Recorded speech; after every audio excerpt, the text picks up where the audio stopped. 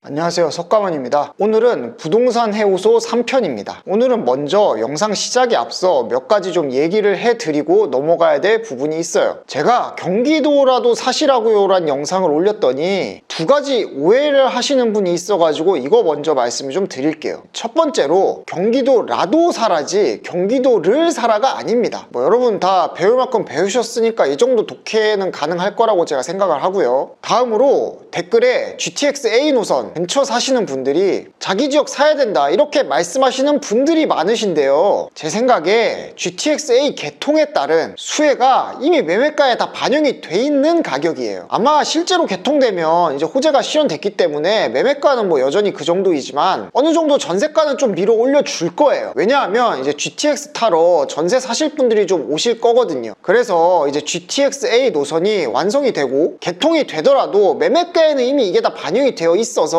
큰 영향이 없을 거란 부분 먼저 말씀을 드리고요. 다음으로 이제 전세 입자가 이미 맞춰져 있는 그런 물건은 갭 투자가 가능하지 않느냐라고 문의 주신 분이 계세요. 요새 갭 투자로 들어가는 것들이 대부분 이런 물건인 건 맞는데요. 그래서 이제 현재 세입자가 맞춰진 상황이면 원칙적으로 갭 투자는 가능하지만 문제가 하나 있습니다. 바로 매매로 집주인이 바뀌는 경우에는 이 세입자는 퇴거를 요구할 수 있어요. 세입자와 신뢰할 수 있는 관계가 아닌 이상 이런 방식을 썼을 때 상대방이 내 약점을 잡고 있기 때문에 상황이 꼬이게 되면 새로운 세입자 구하기가 쉽지 않습니다. 그래서 제가 지금 사실상 갭 투자가 금지되었다 이런 표현을 사용한 것이고요. 다음으로 개인 상담 가능하냐 문의 주신 분이 계신데, 저는 이 부동산 매매에 관해서는 유료 무료를 막론하고 개인 상담하지 않습니다. 좀 더 자세히 얘기해 드리면 부동산을 어디 사라 마라 이거는 오롯이 자기가 결정할 문제이지 이 투자 결정을 돈을 받고 상담을 해준다? 이거 제 개인적인 신념이랑 맞지 않습니다. 대신 여러분이 올려주신 사연 중에서 이렇게 채택이 된 사연들은 이렇게 부동산 해우소 코너를 통해서 제 생각을 좀 간단하게라도 말씀을 드리도록 하겠습니다. 다음으로 이제 라이브랑 카페 운영에 대해서도 말씀을 좀 드리려고 해요. 첫 번째로 이 라이브는 저도 하고 싶지만 방송 환경 문제가 좀 있기 때문에 아직 구상만 하고 있습니다만 구체적으로 언제부터 라이브 하겠다 이렇게 말씀드리기는 좀 어려울 것 같아요. 두 번째로 이제 델몬트 부동산 카페 말씀해 주셨는데, 이번에는 좀 카페를 운영하지 않고 대신 네이버에서 블로그를 운영하고 있습니다. 저의 이 텍스트를 통한 견해는 네이버 블로그를 통해서 확인해 주시면 감사하겠습니다. 그리고 이제 본격적으로 시작하기에 앞서서 양해 말씀을 한 가지 드리려고 해요. 제가 이 본업이 따로 있고 이 방송은 취미로 하는 거라서 이 모든 질문에 일일이 모두 영상을 만들어서 답변하기에는 시간적인 한계가 있습니다. 그래서 이제 제 나름대로 좀 기준을 세웠는데 좀 구체적인 사연부터 우선적으로 답변을 드리도록 하겠습니다. 사실 어디가 어떠냐 이런 질문 많이 올려주시는데 저한테 물어보시면 좋아요 나빠요 빼고 해드릴 말씀이 없습니다. 그러면 질의응답 한번 시작해 보겠습니다. 첫 번째로 읽어드릴 사연은 우선 슈퍼챗을 보내주셨어요. 감사하고 저도 사람이기 때문에 이분 사연 먼저 한번 읽어드리겠습니다. 매도하고 현금 5억에 신용대출 2억으로 어디가 가능하냐고 여쭤봐 주셨는데, 우선 이런 질문엔 제가 답변 드리기가 상당히 까다로워요. 먼저 이 신용대출 2억 낼 수 있다는 얘기는 거꾸로 얘기하면 연봉이 2억 정도 되신다는 얘기예요. 지금 현재 연봉의 100%까지 신용대출이 되는 상태인데요. 그러면 이분 DSR 고려해 보면은 어차피 주택담보대출은 6억으로 한도가 정해져 있고 신용대출 2억, 현금 5억 가정해 보면 결국 예산이 12억에서 13억까지 가능할 겁니다. 근데 여기까지 오면서 제가 이제 추론한 내용들을 살펴보면 일단 첫 번째로 신용대출 바탕으로 소득 수준을 추론했죠. 그 다음으로 DSR 고려해가지고 총 예산까지 추론해서 찾아냈어요. 거기다가 실거주할지 갭인지도 모르겠고 생활권이 어디인지도 적혀있지 않기 때문에 이런 질문은 저한테 물어보시기보다 그 아파트 어플리케이션들 있죠? 거기에 필터 걸고 돌리는 방법이 훨씬 더 나을 수가 있습니다. 그러니까 슈퍼챗 보내주신 건 정말 감사한데 이렇게 질문에 아무런 상황이 없으면 답변도 제한적으로 나갈 수밖에 없습니다. 다음 사연입니다. 20대 3년차 직장인 무주택자인데 모은 돈이 8천만 원이라고 하십니다. 이런 분들이요, 종잣돈을 좀 더 모으셔야 돼요. 과거에는 이제 1억만 모으면 결혼하면서 같이 합치고 어쩌고 하면 어느 정도 부동산 시장에 괜찮게 진입이 가능했는데요. 지금 1억으로는 제대로 된 거 사기 쉽지 않습니다. 그만큼 이제 소득 수준이 전체적으로 올라갔기 때문에 부동산의 최소 입장권이 점점 비싸지고 있다는 얘기인데요. 이제 20대시면 너무 서두르지 마시고 소득을 좀 더 버는 데 집중하고, 이제 그게 안 되는 직장이면은 절약을 하는 데 집중하세요. 다음 사연입니다. 결혼 진행 전에 신축 빌라를 새 끼고 1억 5천에 매수하셨다고 하는데요. 있는데요. 결혼을 하시면서 동탄으로 가시는데 이 빌라를 팔 거냐 말 거냐 이 부분 질문해 주셨어요. 자, 우선 해당 주택이 신축 빌라고 전용 면적이 60제곱미터 이하, 취득 당시 가액이 수도권 6억 이하 조건을 충족하면 이거 취득주택수에 포함되지 않습니다. 그러니까 해당되신다면 동탄 집 사는데 취득세 중간 따로 안 될 거고요. 다음으로 양도세, 종부세 산정 시에 주택수에서도 제외를 해주는데 이 부분을 좀 정확히 파보면은 1세대 1주택 비과세는 적용을 못 받으세요. 근데 이제 결혼을 하신다고 하면은 소득세법 시행령 155조 5항에 따라서 혼인 후 10년간 1주택 특례가 적용되죠. 그러면 이거는 버틸 수만 있으면 결혼 후 한 5년 정도는 전세를 월세로 살살 바꿔가면서 가져가 볼 만하다는 생각이 들고요. 대신 이제 이게 빌라니까 매도 기간을 좀 넉넉히 잡고 2주택자가 되지 않으시도록 관리하는 게 중요하시다고 저는 봅니다. 다음으로 이제 아파텔이나 주상복합 관련돼서 질문들을 주셨어요. 우리 같은 사람들은 이 아파트는 일반적으로 국내 판상형 일반 아파트 9평 이내로 접근하는 게 좋습니다. 아파텔이라는 게 이제 부동산 공급이 좀 부족해지면 그때는 좀 오를 수가 있는데 기본적으로 이 아파트보다 열위에 있는 물건이고요. 주상복합은 반대로 좀 사치제적 성격을 가진 물건이에요. 제가 이 부동산은 공통적으로 선호하는 걸 사는 것이라고 말씀을 드렸습니다. 이 아이템들은 이 보편적인 상황에서는 공통적인 선호가 되기는 힘든 물건들이에요. 다음 질문으로 자금 여력 6억에서 7억대에서 안산, 시흥, 인천, 송도 정도 보고 계신데 어딜 가야 되냐? 여기서 그나마 살만한 곳은 송도라고 봅니다. 갑자기 왜 송도 같은 데를 추천하냐? 그러시는데 이게 어차피 개인이 선택할 수 있는 선택지 중에 비교 우위를 가진 물건을 선택하는 것이기 때문에 말씀하신 지역 중에 송도가 제일 괜찮다는 거예요. 근데 이 809는 송도 내에서도 좀 외진 위치에 있긴 해요. 보통 송도는 109랑 309를 제일 쳐주는 편인데 809 여기는 이름만 송도지 저기 멀리 박혀있는 편이라서 거기 가시면 이제 앞으로 돈을 모아서 송도 내에서 갈아타기를 좀 하셔야 될 것 같다. 이런 부분이죠. 다음으로 이제 평택 지제에 대해서 질문 주시는 분들이 많으신데요. 이 보시다시피 평택이란 지역이 공급량이 계속 많기 때문에 쉽지 않습니다. 일단 첫 번째 질문 주신 7억짜리는 그래도 동탄 이상으로는 좀 올라가 보는 게 낫지 않나 싶고요. 더 여력이 되신다면 더 위로 올라오셔야죠. 다음 질문 주신 분은 평택에만 주택이 3개세요. 이 3개가 평택에 모두 있는 게 큰 약점입니다. 이 평택이라는 동네 집값이 단기간에 이 물량을 싹 다 소화하고 오르기는 쉽지 않을 것 같아요. 그리고 문제는 이분 같은 경우에 일시적 1가구 2주택으로 또 처분 기한이 정해져 있다는 거죠. 포인트는 이제 정리하는 것은 정해져 있는 거니까 다음 문제인 정리를 하고 무엇을 살 거냐 이 부분을 중점적으로 좀 생각해 보셨으면 합니다. 아마 실거주를 같이 겸할 수 있는 곳을 찾아보시는 게 좋을 것 같습니다. 다음으로 이제 다산 고점 매수하셨는데 경기 남부로 내려간다고 하십니다. 매도하면 9억 초반이시고 비과세에 빚 갚고 나면 한 6억 정도 있으니까 6억 대출 내실 수 있다 그러면 11억대 물건인데 분당 쪽 외곽이나 동천, 수지구청, 성북 쪽 살펴보셔야죠. 이제 다음으로 세금 공부 어떻게 하냐 물어보시는 분 계셔요. 주택 관련 세금은 일단 국세청에서 주택과 세금이란 책이 매년 나옵니다. 이거 정도 읽어보시되 절대 깊게 보려고 하진 마세요. 이 깊게 가는 거는 그냥 세무사한테 맡기는 게 여러분 정신건강에 좋습니다. 왜냐하면 이 주택 관련 세금은 실무적으로 함정에 빠질 만한 요소들이 너무 많아요. 다음으로 이제 용적률 빨아먹는 얘기가 무슨 얘기냐 질문 주셨는데요. 이게 도시계획상 용적률을 높이려면 교통망이 그만큼 확보가 되어야 되는데 선제적으로 재건축하는 쪽에서 재건축 용적률 인센티브를 가져가 버리면 만약에 정부 입장에서 후발주자한테도 같은 용적률 인센티브를 줘서 재건축을 시킨다고 하면 이거 교통 지옥됩니다. 그래서 제가 이제 먼저 재건축을 진행하는 쪽에서 용적률을 빨아먹는다 이렇게 표현을 한 겁니다. 이제 마지막으로 양도세 계산 하나 해보겠습니다. 판교 월마을 38평 매도하신다고 합니다. 양도가액 17억, 취득가액 6억. 뭐 필요경비는 제가 모르니까 영원으로 가정하겠습니다. 장기보유 특별공제는 1세대 2주택자니까 연간 2% 적용해서 15년 한도 총 30% 적용해야죠. 실거주 요건은 따로 필요 없습니다. 취득 시기가 2006년에 분양으로 취득하셨으니까요. 그래서 여기다가 기본공제 빼고 계산해보면은 지방소득세 포함해서 대략 3억 정도 양도세 나오시고요. 그러면 네트로 양도세 빼고 8억 정도 손에 쥐시는데 그 8억 주셔가지고 특별히 하실 거 없으시면은 저라면 굳이 안 팔고 자녀가 성인이거나 성인이 될 날이 얼마 남지 않았다면 직장 잡고 세대 분리 때까지 버티다가 부담부중으로 넘기던지 해가지고 명의 분산을 할 것 같아요. 그래서 오늘 이제 부동산 해고서 3회까지 진행을 했는데요. 이 시간 제한으로 모든 분의 모든 사연을 읽어드리지 못한 점은 진심으로 죄송하다는 말씀을 전해드리면서 마무리를 하도록 하겠습니다.